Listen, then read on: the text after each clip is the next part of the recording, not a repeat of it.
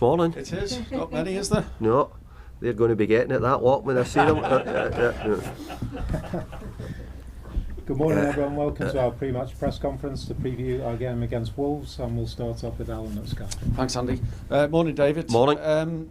Winning is a great habit to get into, isn't it? 2 wins in the 2 games at Hill Dickinson Stadium. Great for confidence, really. How are you feeling at the moment about it? Well, it was a really good victory. The Premier League victory was a great win against Brighton. Brighton are a very good side and never easy to play against. So to get the first win was great, and obviously we backed up with a cup win in midweek, which never easy. Any of the cup games are never easy, and pleased to get through. Yeah, smiles on the face of the fans, smiles on the face of the players as well. Especially Jack Grealish. How pleased are you with how quickly he's settled in at the club? I'm really pleased because he's a real talent, and someone who we're hoping that we can help get back to the levels where he's produced over many years. So he's helped us already. He's suddenly got a couple of games back to back. So I hope we can continue to build on it. Get fitter, stronger, and get used to playing again. Really. I mean, some great. The fans are excited with the attacking players that you've got in the squad, David. The likes of Iliman Ndiaye, Jack Grealish, Tyler Dibling and Carlos Alcaraz, all in the same side. I mean, some people would say it goes against the sort of David Moyes mantra of the past.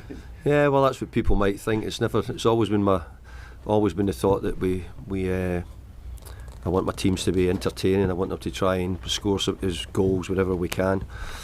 But ultimately, the best teams in the Premier League tend to have the best defensive records as well, and we've got a good defensive record, and we've had that last season. So I'm trying to build on a chance to see if we can score more goals and make more chances when we can. We didn't do it in pre-season, so we've had to bring in people who can do it. I'll not be able to play them all at the same time, but we're really pleased with the people we've brought in. Just in terms of bringing people in, then I think you said at one stage you did want 10 new signings. You've had 8 if you include Carlos Alcaraz as well, coming in on that permanent deal. Are we likely to see 10? Could do, but I don't want to raise all the expectations all the time. I think for most of the summer I've been saying that we will be making signings. We'll be looking to make signings, and we have done. Whether we get anything over the line before Monday night, I couldn't be sure of that yet. And are there specific areas that you are still targeting? Yeah, well, of course, if we're bringing things in, there's areas we feel as if we need, and if we can do it, great. If we don't, well, we'll go with what we've got. Would that be defensively, given the, I wouldn't say problems, but the issues you've had there? Well, we've had a few injuries there, but I just said that in the main we've been pretty strong defensively over the last year or two here, so the boys have done a very good job, but we want competition for them, and we want them to realise that there's people sort of breathing down their neck, but we're also quite happy with the ones we've got here at the moment. Wolverhampton Wanderers away from home, they haven't had a great start Premier League wise, with 2 defeats from their opening 2 games. What are your expectations going there? Well, you're making it sound as if that Wolves aren't a good side by what you're saying, and I would completely disagree with that. I think Wolves have got a good side, and I think the manager's doing a very good job, and they're developing as a team. They've got some very, very good players. So I'd go against what your question was, but look, we go to Wolves knowing that we know we've got a difficult game, and we're going to have to play really well to get a result. What you have done, though, David, is since your arrival again in January, is improve that away form, which has been crucial for Everton over the years, getting points on the road. I know the strength will hopefully be at Hill Dickinson Stadium, but points on the road in the Premier League is vital, isn't it? Absolutely, and it was. We had some terrific wins last season on the road when we come in, so I hope we can keep it going. We've been to Leeds, and we were a bit disappointed in the game against Leeds, albeit a decision slightly went against us, but overall we're going to go into the game at Wolves and hopefully see if we can come out with 3 points. Just finally from me, any further update on squad, team news, etc., injuries? No, I think most things are pretty much the same. I think it'll be every Premier League team at the moment squad won't be confirmed till after Monday's deadline, really, whether it be in injuries, etc. So I think we're all probably looking forward to getting rid of the window and then starting to work with the players who we all have. We saw Mikalenko back on Wednesday night. Yeah. And ready to go for it. I hope so. It was good that we got him back because we've been short for recent weeks. So getting him back is really important for us.